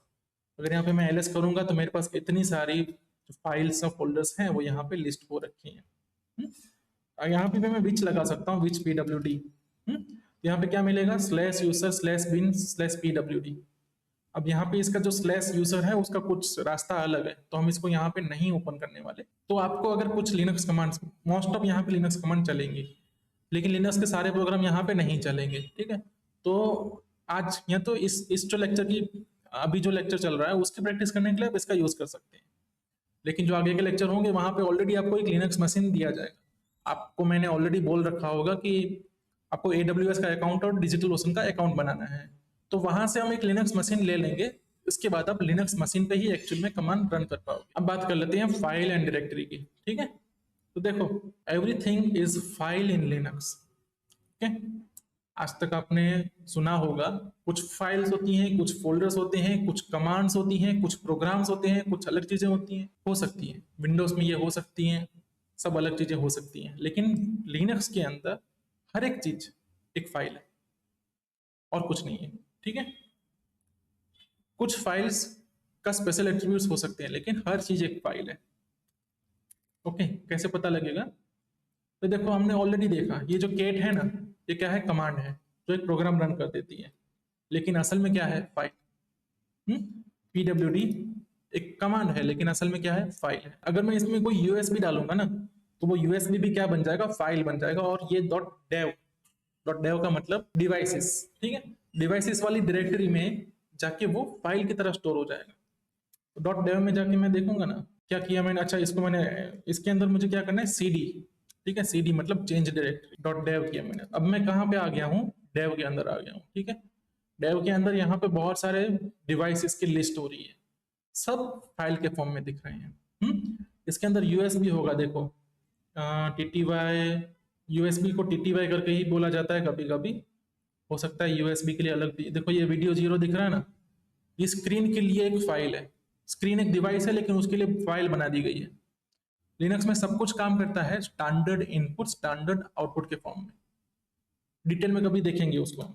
लिनक्स में हर चीज एक फाइल है, और जो कुछ डायरेक्टरीज है ना जो रूट में है, उनका कुछ खास पर्पज है, उनमें कुछ खास चीजें रहती हैं। जैसे मैं चला जाता हूँ अभी रूट में, क्या करके सीडी करके, सीडी लिखूंगा, सीडी करके मैंने क्या लिखा, स्लैश रूट। अब भी स्लैश को क्या बोलना है, रूट बोलना है। ठीक है, यहाँ पे मानना है एलएस, एलएस का मतलब लिस्ट करो यहाँ पे कौन कौन सी फाइलें अवेलेबल है। तो यहाँ पे बहुत सारी डायरेक्टरीज अवेलेबल है। ठीक है, एलएस में कुछ और चीज भी कर सकता हूँ, जैसे एलएस डैश एल ऐसा लिख सकता हूँ मैं। ठीक है, डैश एल पे मैं डिटेल में बात करूंगा बाद में। तो यहाँ पर मुझे दिखेगा बिन है, उसके ऊपर कुछ ऐसा एरो वेरो किया गया है, फिर बूट नाम का फोल्डर है, ठीक है, सीडी रोम नाम का फोल्डर है, ये सब फोल्डर्स है यहाँ पे। तो जो बिन का फोल्डर है उसका मतलब होता है बाइनरीज। ठीक है, बाइनरी मतलब वहां पे एग्जीक्यूटेबल फाइल्स होंगी बिन के अंदर।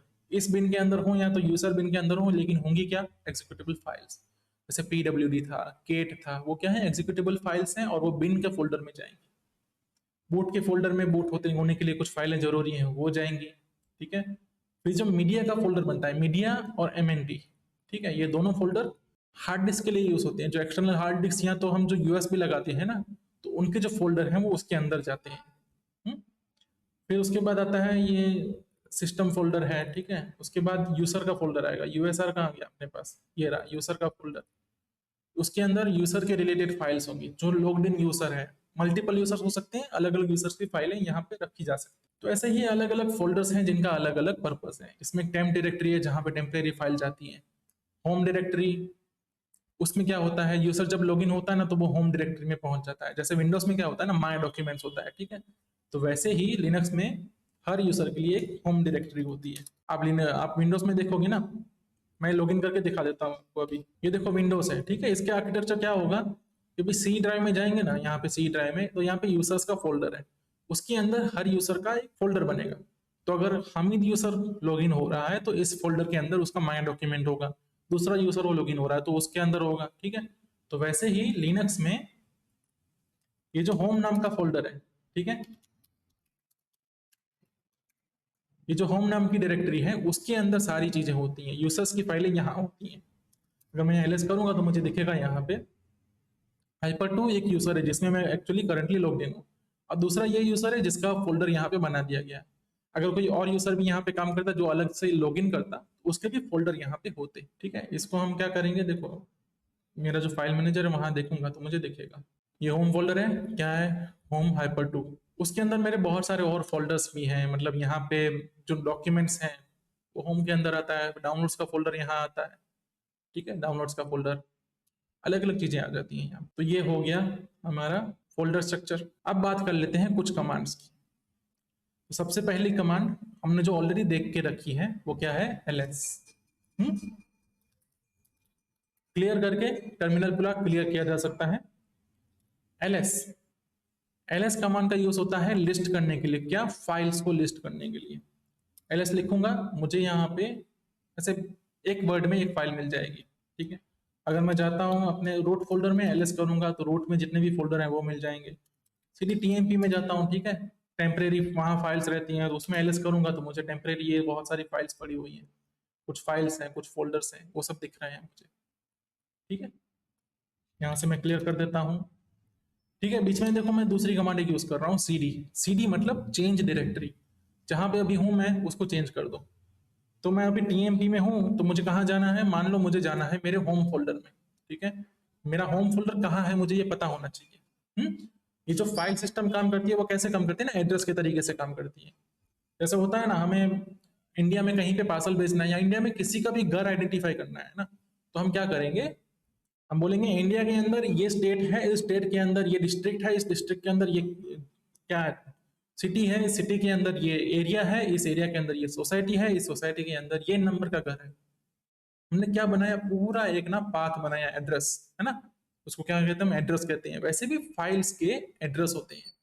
हम्म फाइल्स और फोल्डर सबके एड्रेस होते हैं। तो मेरे होम फोल्डर का एड्रेस क्या होता है, रूट। सबसे पहले मैं क्या बोलूंगा, इंडिया में जाना है ना, इंडिया के ऊपर भी चला जाऊं तो पहले पृथ्वी पे आना है। पृथ्वी के अंदर इंडिया नाम की चीज है, उसके अंदर गुजरात है, उसके अंदर ये है, उसके अंदर वो है, ठीक है। मेन चीज क्या है, वहां से कहां तक जाना है, ठीक है। रूट के अंदर होम नाम का फोल्डर है, उस होम नाम के फोल्डर के अंदर हाइपर नाम का फोल्डर है ना, हाइपर टू नाम का फोल्डर, वो मेरा फोल्डर है, वहां जाना है। cd slash home slash hyper two, ये जो लास्ट में स्लैश दिख रहा है उसको लिखो ना लिखो फर्क नहीं पड़ता। ये हो गया cd। अब मैं यहाँ पे बीच में ना एक बहुत अच्छी चीज कर रहा हूँ, मतलब इसको कहेंगे हम शॉर्टकट। और बैश यूज करने का सबसे बड़ा मजा ही यही है। मैं यहाँ पे cd लिखूंगा, उसके बाद मान लो मैंने स्लैश लिख दिया, ठीक है। स्लैश करके मैं एंटर कर सकता हूँ, लेकिन मुझे जाना है कहीं और। स्लैश क्या कि कुछ तो है जो फोल्डर मुझे चूज करना है, ठीक है। मान लो मुझे मीडिया नाम का फोल्डर चूज करना है, तो मैं सिर्फ एम लिखूंगा और टैब बटन दबा दूंगा, ठीक है। मैं टैब दबा रहा हूँ, ठीक है। देखो मैंने 2 बार टैब दबाया ना, तो मुझे सजेशन मिले, नीचे क्या, 2 आउटपुट मिला। मीडिया भी है, एमएनटी भी है, एम के आगे तुम्हें क्या चाहिए, तो मैं एम के आगे लिख देता हूँ ई। अब मैं टैब दबा रहा हूँ, उसने मेरे को कर दिया ऑटो कंप्लीट, है ना। ये जो बैश का एक बहुत ही अच्छा फीचर है, ऑटो कंप्लीट। ये कमांड को ऑटो कंप्लीट कर देता है, आपको जो फोल्डर या फाइल की बात करनी है ना, उसको भी ऑटो कंप्लीट कर देता है। नॉर्मली कमांड लाइन इंटरफेस में सबको प्रॉब्लम ही यही होती है कि फाइल का पूरा नाम लिखना पड़ता है, फोल्डर का पूरा नाम लिखना पड़ता है, ठीक है। अगर आपको वो करने दे दिया जाए या किसी को भी करने दे दिया जाए ना, वो सर पीटेगा, ये क्या पूरा पूरा नाम लिख के देना पड़ता है मेरे को। तो बैश में एक फीचर मिल रहा है बहुत अच्छा सा, ऑटो कंप्लीट, ठीक है। इसके देखो, इसके आगे भी मेरे पास कौन से फोल्डर में जाना है मुझे नहीं पता, 2 बार टैब दबा दो, चलो इसके आगे हाइपर टू नाम का फोल्डर है ही, इतना ही पता है, ठीक है। उसके आगे दूसरा फोल्डर नहीं है उसके हिसाब से, तो उसने सीधा हाइपर टू बोल ही दिया। अब इसके अंदर भी कोई फोल्डर में जाना है, डबल टैप दबा, ये बोल रहा है यहाँ पे हाइपर नाम का फोल्डर है, विन नाम का फोल्डर है, कौन से फोल्डर में जाना चाहोगे, ठीक है। मैं यहाँ पे बोलूंगा एच और टैप दबा दूंगा, ऑटो कंप्लीट हो जाएगा हाइपर नाम के फोल्डर में, ठीक है। अब यहाँ पे ना एक चीज ध्यान में रखने की चीज है, हाइपर का अगर मैं आर स्मॉल कर देता हूँ ना तो गलत हो जाएगा, ठीक है। ऐसा कोई फोल्डर एग्जिस्ट नहीं करता, क्योंकि लिनक्स में फाइल के नेम जो होते हैं वो केस सेंसिटिव होते हैं। इन सब चीजों को नोट कर लेना, ठीक है। ये सब चीजें छोटी छोटी बीच में आती हो, वीडियो को पॉज करके नोट कर लेना, काम आएगी बाद में। जब आपको कोई एरर आ जाएगी तब ये चीज आप आइडेंटिफाई कर पाओगे, ठीक है। तो आपको जब करना है तब क्या करना है, जो केस है उसको ध्यान रखना है, कैपिटल स्मॉल उसका ध्यान रखना है। सीडी करके मैं हाइपर टू में एंटर मार दिया, तो अब मैं हाइपर टू के अंदर हूँ। PWD करूंगा, मुझे दिखेगा मैं हाइपर टू के अंदर हूँ, ठीक है। इसको टर्मिनल को मैं और बड़ा कर देता हूँ, और यहाँ पे भी ऑलरेडी दिखता ही रहेगा, मैं जो मेरा PWD होगा ना वो यहाँ पे भी दिखेगा ही। और यहाँ जो पहले दिख रहा है ना वो क्या है, हाइपर टू यूजर का नाम, @हाइपर टू मतलब सिस्टम का नाम, ओके। अगर यूजर मेरा होता कोई और, मतलब Hamid, Hamid at hyper two, जैसे ईमेल बनता है ना हमारा, इसी फॉर्म में बनता है, यूजर का नाम और डोमेन नेम। यहाँ पे डोमेन में है सिस्टम का नाम, ठीक है। पहले ऐसा ही दिखेगा।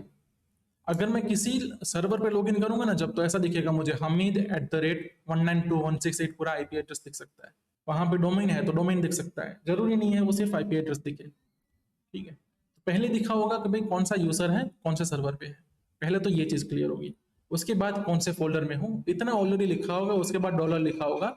डॉलर का मतलब अब आगे आप कमांड लिख सकते हैं, एलएस लिख सकता हूँ, मुझे फाइल की लिस्ट मिल जाएगी। अब मैं हाइपर के अंदर हूँ, PWD लिखूंगा, मुझे पता लगेगा मैं कहाँ पे हूँ। यहाँ से मैं CD करूंगा, अब CD मुझे कहाँ जाना है, अब मुझे फिर से होम फोल्डर में जाना है, ठीक है। तो लिनक्स में ना एक और शॉर्टकट है, अगर आपको होम फोल्डर में जाना है तो CD सिर्फ अकेले CD लिख के एंटर मार दो। जब CD को पता ही नहीं होगा कहाँ जाना है तो वो होम फोल्डर में ही जाएगा। वहां पे PWD करूंगा तो मुझे होम फोल्डर दिखेगा। और जब यहाँ पे ऐसा दिख रहा हो ना, ये इसको क्या बोलेंगे, टाइल्ड साइन, ठीक है, ये सागर, तो इसका मतलब मैं होम फोल्डर में ऑलरेडी हूँ।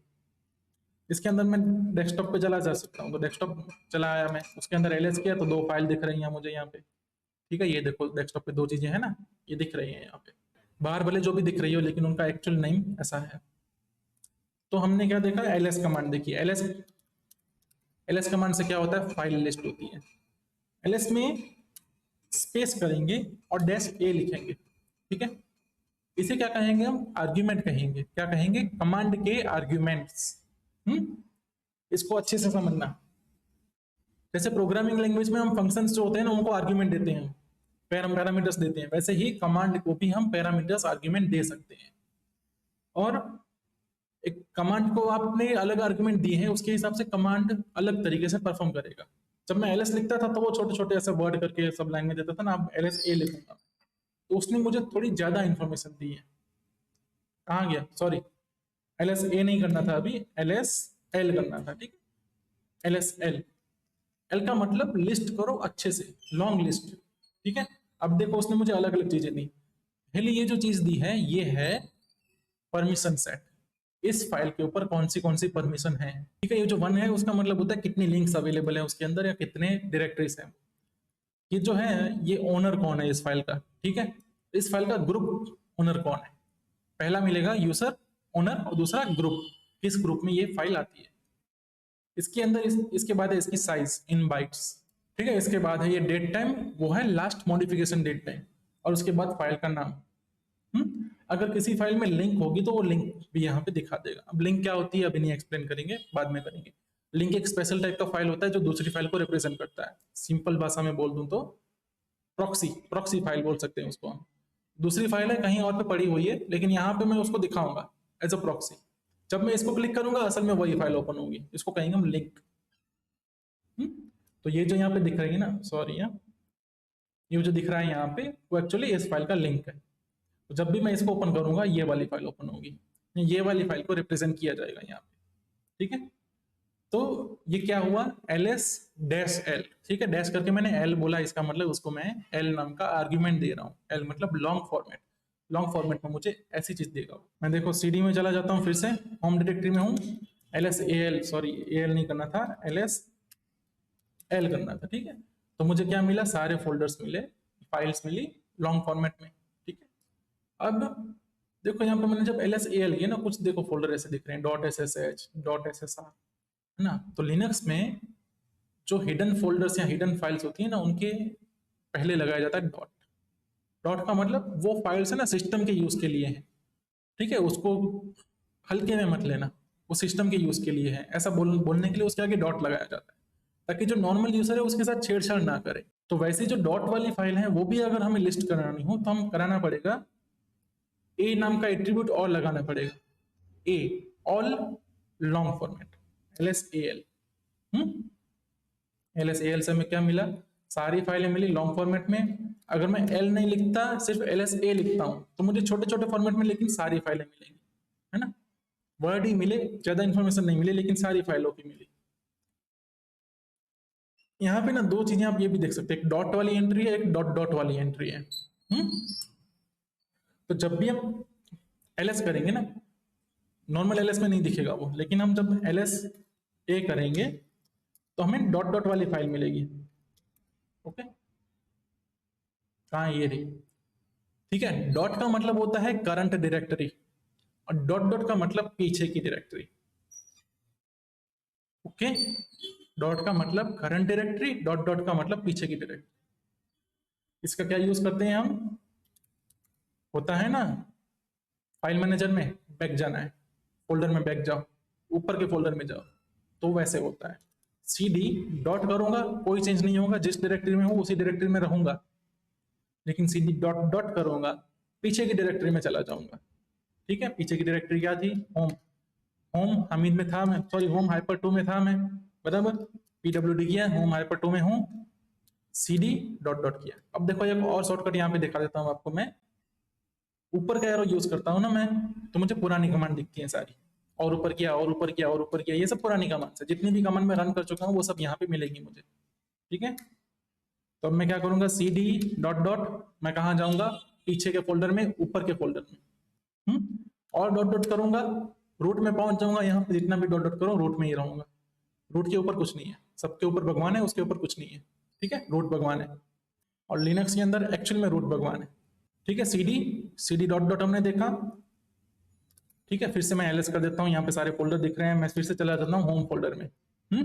होम फोल्डर में क्या दिख रहा है यहाँ पे मुझे, ब्राउजर डेटा ये सब, ठीक है। अब यहाँ पे मैं सीधे लिखूंगा ना डॉक्यूमेंट्स, ठीक है, तो मैं डॉक्यूमेंट्स के फोल्डर में चला जाता हूँ। लेकिन मैंने यहाँ पे क्या किया है, देखो मैंने यहाँ पे ये नहीं बोला कि रूट के मतलब मैंने ये नहीं बोला कि भाई पहले इंडिया में जाओ फिर इस स्टेट में जाओ फिर इस सिटी में जाओ, ऐसा नहीं बोला मैंने।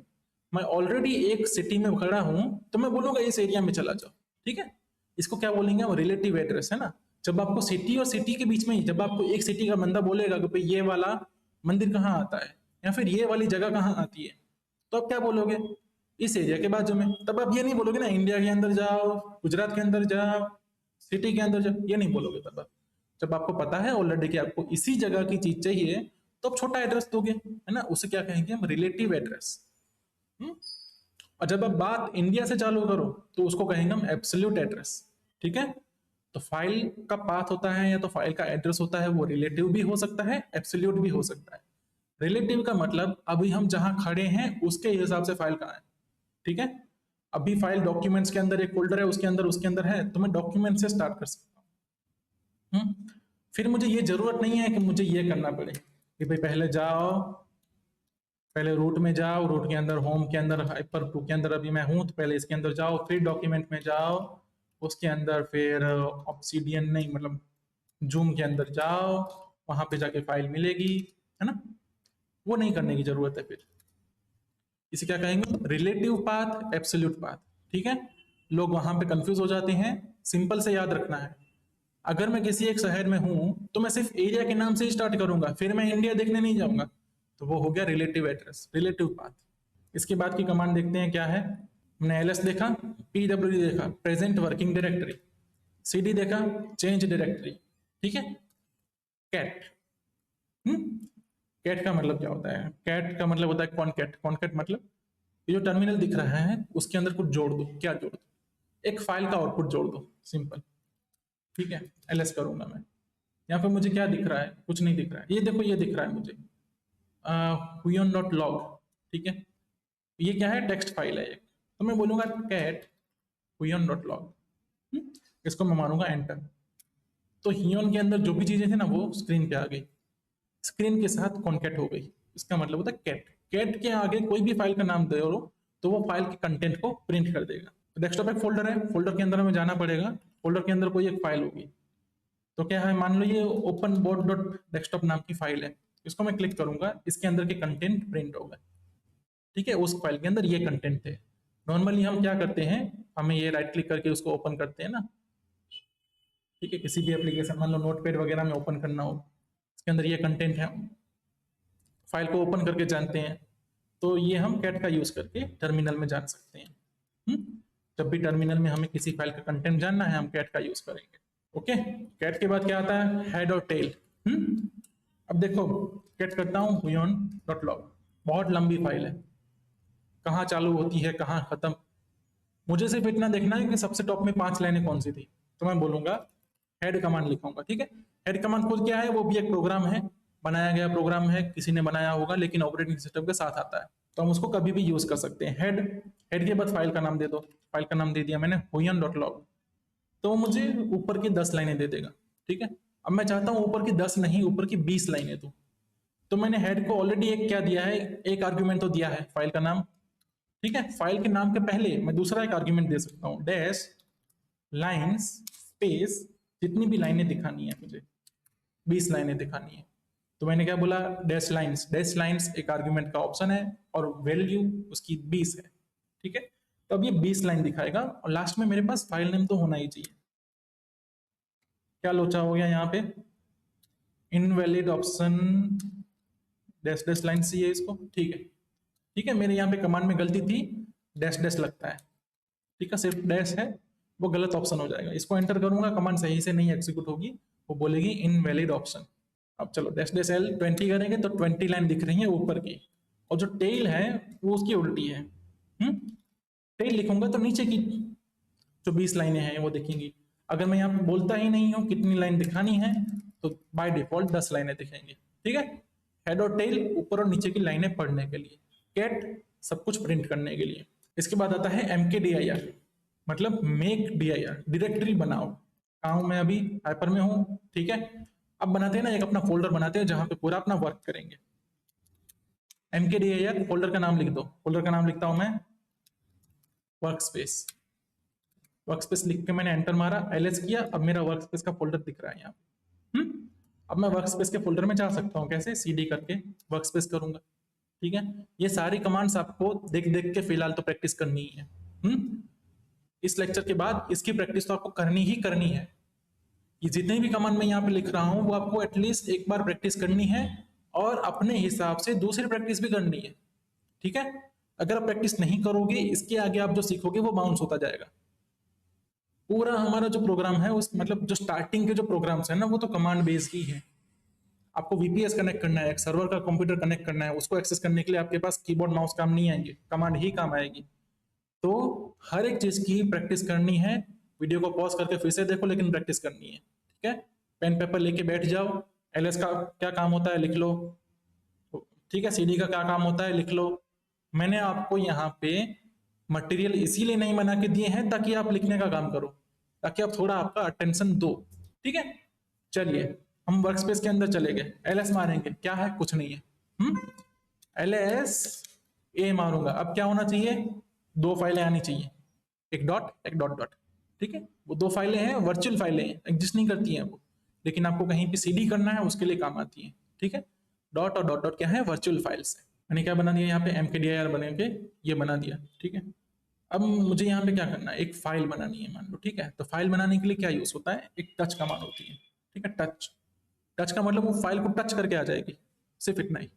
उसके आगे फाइल का नाम लिख दो कुछ भी, ठीक है। मैंने मान लिख देता हूँ फाइल का नाम ए को टच करके आएगी, ए के अंदर कुछ नहीं है, मैं कैट करूंगा ए कुछ नहीं मिलेगा, ए के अंदर कुछ नहीं था इसलिए प्रिंट नहीं हुआ। हेड करूं टेल करूं ए को कुछ पता नहीं लगेगा, ठीक है। फाइल का एक्सटेंशन होना जरूरी नहीं है, ठीक है। यहाँ पे मैंने a.txt a डॉट वो करने की कोई जरूरत ही नहीं है। फाइल का एक्सटेंशन हो तब भी, फाइल का एक्सटेंशन ना हो तब भी फाइल फाइल ही होती है। एक्सटेंशन वाली फाइल, बिना एक्सटेंशन वाली फाइल एक ही फाइल होती है। विंडोज के अंदर .exe एक्सटेंशन होना जरूरी है किसी भी चीज को रन होने के लिए, लिनक्स में ऐसा नहीं है।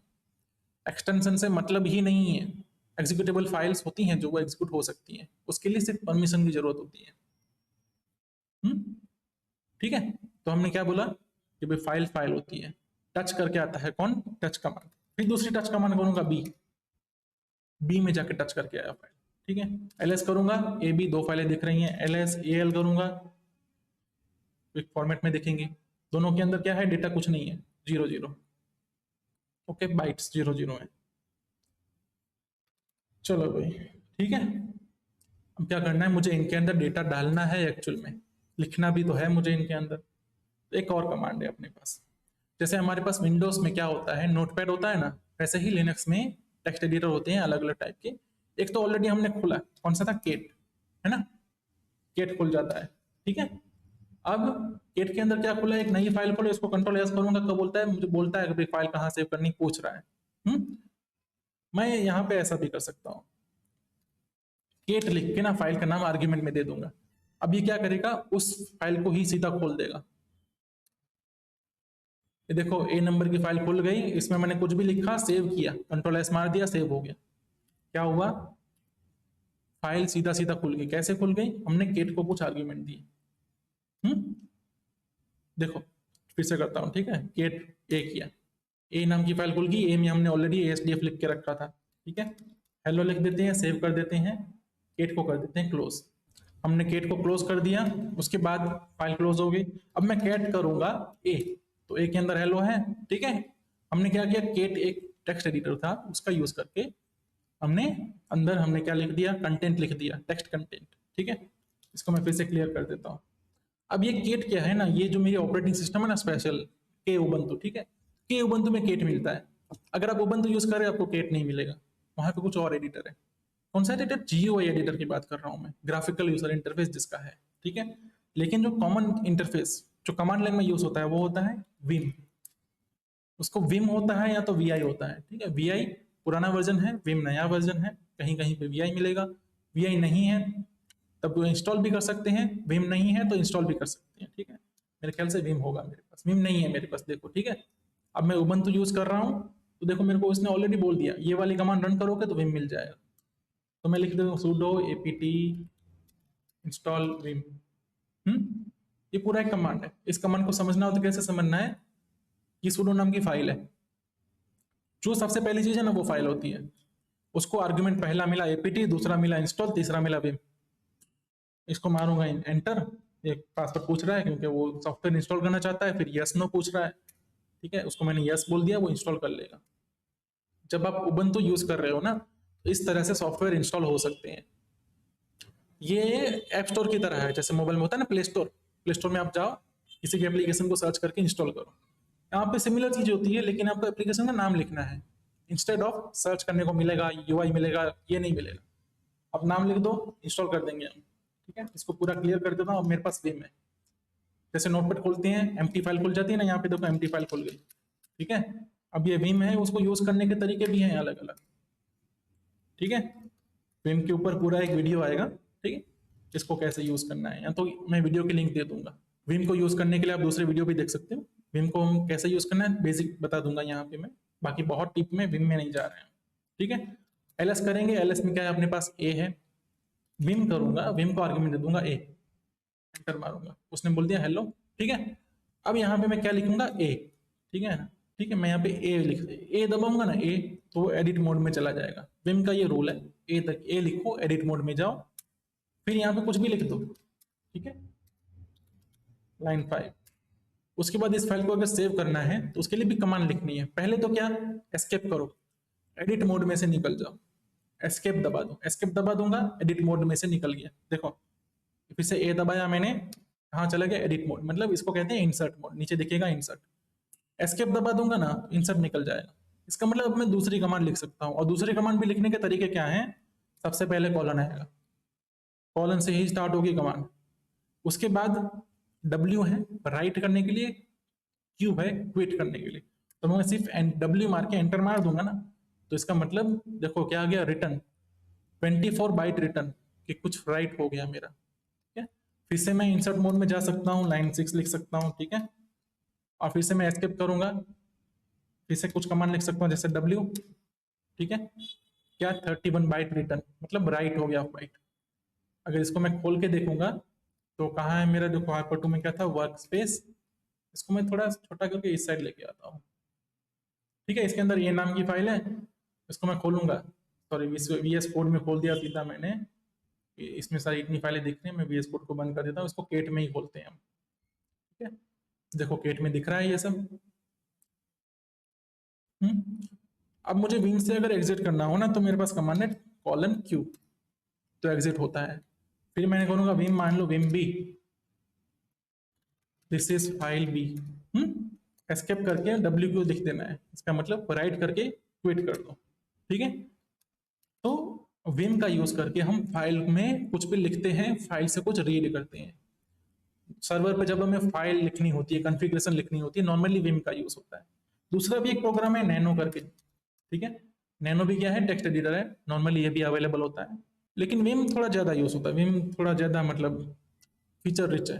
MKDIR RM, ठीक है, RM मतलब रिमूव, वो फाइल को भी रिमूव कर सकता है, डायरेक्टरी को भी रिमूव कर सकता है। एलएस करेंगे, हमारे पास दो फाइलें हैं ए और बी, RM आर्ग्यूमेंट में दे दो फाइल का नाम ए, फिर एलएस मारो, ए गायब। ठीक है, CD चले जाते हैं, बैक बैक, एलएस करेंगे, वर्कस्पेस नाम का फोल्डर है, फोल्डर को डिलीट मारना है, RM वर्कस्पेस। ठीक है, एंटर मारो, तो बोलेगा कैन नॉट रिमूव वर्कस्पेस इस डायरेक्टरी। जब भी डायरेक्टरी रिमूव करनी है तो उसके अंदर सारी फाइलें रिमूव हो जाएंगी, ये चीज ध्यान रखनी है। ठीक है, उसके लिए लिखना क्या पड़ेगा, RM-RF। ठीक है, -R का मतलब होता है रिकर्सिवली, रिकर्सिवली अंदर जितने भी हैं सारी फाइलें डिलीट कर दो, F मतलब फोर्सफुली डिलीट कर दो। ठीक है, डायरेक्टरी डिलीट करनी है तो क्या करेंगे, RM-RF, एंटर, डायरेक्टरी डिलीट हो गई। अब वर्कस्पेस नहीं है, वर्कस्पेस के अंदर जो हमने A बनाया था, B बनाया था, सब गायब हो गए। ठीक है, चलिए, टच कमांड हमने देख लिया ऑलरेडी, CP। ठीक है, अभी CP क्या करता है, फाइल कॉपी करता है। फिर से हम हमारा बना देते हैं वर्कस्पेस, तो कैसे करेंगे, MKDIR वर्कस्पेस, वर्कस्पेस को बोलूंगा WS, CD WS LS। ठीक है, टच करूंगा, टच नहीं करूंगा, इस बार मैं सीधा क्या करूंगा, विम a.txt ऐसा लिखता हूँ, ठीक है। a.txt फाइल एग्जिस्ट नहीं करती थी, मैंने उसको खोल दिया, इसको इंसर्ट मोड में चला गया, हेलो ए लिख के WQ कर दिया, फाइल बन जाएगी। जैसे होता है ना नोटपैड में अगर हम नई फाइल ओपन करते हैं तो सेव करने पे सेव हो जाती है। ls करूंगा a.txt मिल रहा है, ठीक है। a.txt अंदर क्या लिखा हुआ है, कैट करके a.txt लिखूंगा, मिल जाएगा मेरे को हेलो ए लिखा हुआ है। अब मुझे इसको दूसरी फाइल मतलब कॉपी पेस्ट करनी है फाइल, कैसे करूंगा, cp फाइल का नाम a.txt, डेस्टिनेशन नेम, कहां से उठा के कहां रखनी है, दो चीजें बतानी है, b.txt, ठीक है। a.txt से लेके b.txt में डाल दो, एंटर मारूंगा, ls करूंगा, दो फाइलें हैं a.txt b.txt, दोनों में कंटेंट सेम होगा। विम का ओपन करूंगा, b.txt खोलूंगा, उसको अंदर कंटेंट बदलना हो तो बदल सकता हूं मैं, हेलो ए की जगह हेलो बी कर दिया, WQ करके फिर से सेव कर दिया, ls करता हूं, दोनों फाइलें दिखेंगी, कैट करूंगा b तो हेलो बी दिखेगा, कैट करूंगा a हेलो ए दिखेगा, ठीक है। बहुत फास्ट फॉरवर्ड मोड में मैंने फाइल को कॉपी करना सिखाया। अब देखो ये जो सीपी कमांड है ना, फाइल कॉपी कर सकती है, फोल्डर भी कॉपी कर सकती है, कहीं से भी उठा के कहीं पे डाल सकती है, ठीक है। इसका जो पहला आर्ग्यूमेंट है वो जाएगा सोर्स फाइल। सोर्स फाइल का मतलब जरूरी नहीं है कि वो फाइल यहीं पे होनी चाहिए, है ना। सोर्स फाइल का एड्रेस, एड्रेस रिलेटिव भी हो सकता है, एब्सोल्यूट भी हो सकता है। हमने a.txt लिखा, वो क्या है, रिलेटिव एड्रेस है, ठीक है। इसी घर में बैठे हो तो बंदे का नाम बोलोगे, फिर ये नहीं बोलोगे बूट शहर में इस घर में रहने वाला ये बंदा, समझ गए ना, ठीक है। अभी यहीं पे बैठा हूं तो बंदे का नाम बोला मैंने। अगर मेरी फाइल कहीं और पड़ी है और कहीं और कॉपी करनी है, जैसे फॉर एग्जांपल हमने देखा था यूएसआर में, यूएसआर उसके अंदर बिन के अंदर pwd नाम की फाइल पड़ी थी, उसको मुझे कहीं और कॉपी करना है, मान लो कहाँ करना है, तो होम में जाके hyper2 के अंदर WS के अंदर ही कॉपी करना है, मतलब यहीं पे कॉपी करना है। तो मुझे ऐसा भी लिख सकता हूँ मैं, या तो सब उठा भी सकता हूँ। pw को कहाँ रखना है, pwd.cpy ऐसे नाम में रख दो, एंटर कर दिया, ls मारा, pwd.cpy नाम की फाइल आ गई, ठीक है। कैट करूंगा, pwd के अंदर क्या है, बाइनरी चीजें हैं, pwd एग्जीक्यूटेबल फाइल है, उसके अंदर बाइनरी कुछ चीजें पड़ी हुई हैं, बाइनरी चीजें कुछ ऐसी दिखती हैं जब उसको टेक्स्ट फाइल में खोल के देखा जाए। क्लियर कर दूंगा चीजों को, ओके। क्या करना है, सीपी में पहले आर्गुमेंट सोर्स, दूसरी आर्गुमेंट डेस्टिनेशन, दोनों क्या होंगे, एड्रेस होंगे। अगर आप फोल्डर कॉपी कर रहे हो तो क्या, ठीक है, फोल्डर मतलब कौन सा, डेस्कटॉप फोल्डर मान लो यहाँ पे कॉपी करना है मुझे, तो डेस्कटॉप का पाथ क्या है, डेस्कटॉप कहाँ है, मेरे होम डायरेक्टरी के अंदर है, तो मैं करूंगा सीपी होम डायरेक्टरी, मतलब अभी मैं कौन में हूँ, WS में हूँ, ठीक है ना। अगर डॉट डॉट लिखूंगा मतलब होम डायरेक्टरी जाएगा, ठीक है। इस चीज को ग्रैब कर लेना, डॉट डॉट लिखा तो होम डायरेक्टरी में जाएगा, क्यों, क्योंकि मेरी करंट डायरेक्टरी होम डायरेक्टरी के जस्ट नीचे है ना।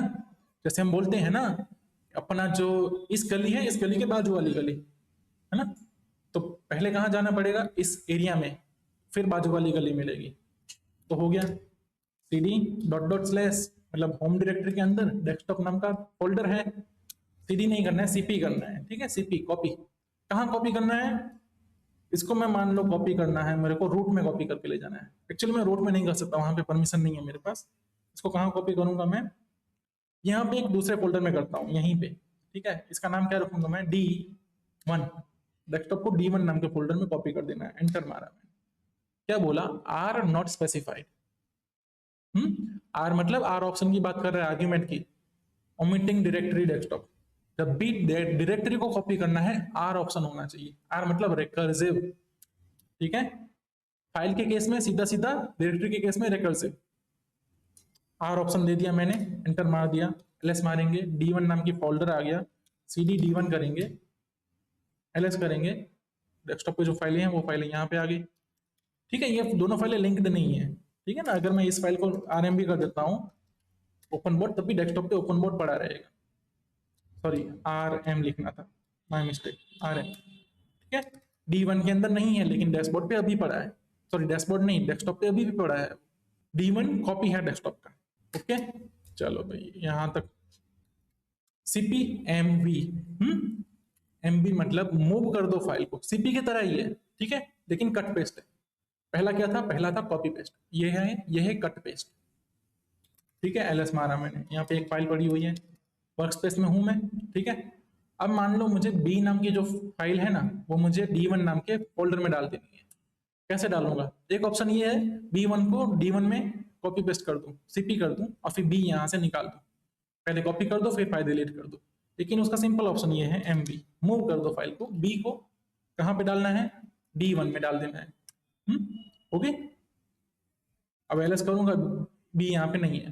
ठीक है, CD D1 में जाऊंगा तो एलएस करूंगा तो मुझे बी यहाँ पे मिल गई, CD डॉट डॉट कर दिया, वापिस एलएस में, WS में आ गया मैं। अब मैं चाहता हूं कि b.txt को मैं रीनेम कर दूं। b.txt कहाँ पड़ी है, D1 के अंदर पड़ी है। ठीक है, इसको मुझे अगर रीनेम करना है तब भी मैं क्या यूज करूंगा, मूव D1 b.txt। कहाँ मूव करना है, D1 के अंदर ही मूव करना है, लेकिन कौन से नाम के साथ, b.txt, B-E-E। ठीक है, तो अब ये हो गई रीनेम। हमने किया सिर्फ मूव ही है, और एक्चुअल में मूव हुई है। ठीक है, ये पुरानी फाइल थी, ये नई फाइल बन गई, लेकिन उसका इफेक्ट क्या हुआ, हम उसको नॉर्मली बोलते हैं रीनेम का इफेक्ट। अब मैं D1 में जाके एलएस मारूंगा तो मुझे b.txt मिलेगा। ठीक है, क्लियर? और क्या कमांड है, विम हमने देख लिया।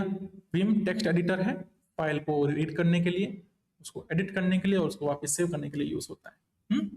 यहाँ पे हमारे जो बेसिक कमांड है ना वो खत्म होते हैं। ठीक है, लिनक्स के साथ जो बेसिक कमांड, बहुत बेसिक है ये, आपको इसको प्रैक्टिस करनी पड़ेगी। बिना प्रैक्टिस के ये कमांड आपको अच्छे से नहीं याद रख पाओगे, इसमें हाथ बैठना पड़ेगा। ठीक है, जैसे आप एक नया मोबाइल लेते हो, उसको स्मूथली यूज करने के लिए क्या करते हो, बहुत ज्यादा प्रैक्टिस करते हो, उस पर बहुत ज्यादा चीजें कर लेते हो, तो आप उसको स्मूथली यूज कर पाते हो। जैसे पीसी था, पीसी पे आप बहुत सारी प्रैक्टिस की, आपने कीबोर्ड माउस पे हाथ बिठाया, तब जाकर आप अच्छे से पीसी यूज कर पाए। ठीक है, मोबाइल केस में सेम ही होता है, कोई नया डिवाइस आ गया, कोई नया ऑपरेटिंग सिस्टम आ गया, अपने एंड्रॉइड में से एप्पल में स्विच किया, एप्पल सीखने के लिए क्या करोगे आप, एप्पल को यूज करोगे ना। वैसे ही कमांड लाइन एक ऑपरेटिंग सिस्टम है, ऐसा मान के चलो, ये एक सिस्टम है कंप्यूटर एक्सेस करने का, दूसरा सिस्टम है। कुछ कमांड्स हैं जो मैंने आपको बताई हैं, कुछ कमांड्स आपको इंटरनेट पे मिल जाएंगे, अलग अलग तरीके मिल जाएंगे आपको सीखने के लिए। आपको प्रैक्टिस करनी है, बिना प्रैक्टिस के ये होगा नहीं। ठीक है, बिना प्रैक्टिस के आप कुछ नहीं कर सकते इसमें, आपको प्रैक्टिस करनी है कमांड्स की। ये कमांड्स हम जब सर्वर पे जाके काम करेंगे ना तो यूज होने वाली है। सर्वर्स, ऐसा मान लो एक नया टाइप का मोबाइल है जो लिख लिख के काम होता है उसमें। ठीक है, जिसमें टच स्क्रीन नहीं अवेलेबल है, गाने नहीं अवेलेबल है, मूवीज नहीं अवेलेबल है, सिर्फ काला बोर्ड है। बस इस सिस्टम को यूज करना सीख गए तो आप सर्वर को यूज करने में ज्यादा दिक्कत नहीं आएगी।